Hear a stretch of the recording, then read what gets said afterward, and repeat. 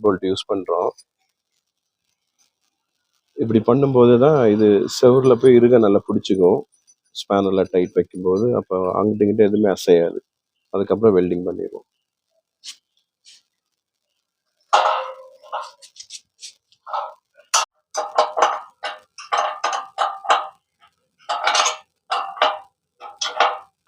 இப்படி ஸ்பேனரில் 4 பக்கமே டைட் வச்சுருவோம். அதுக்கப்புறம் போஸ்ட்டுக்கும் இதுக்கு சேர்த்து கிளிட்டுக்கு சேர்த்து வெல்டிங் பண்ணிடுவோம். அதுக்கப்புறம் கீழே இருந்து பேக்கிங் பண்ணுவோம்.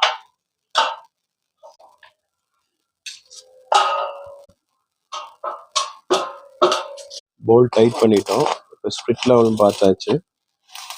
இப்போ இந்த கிளிட்டுக்கும் இதுக்கும் இந்த மாதிரி வெல்டிங் பண்ணிடணும்.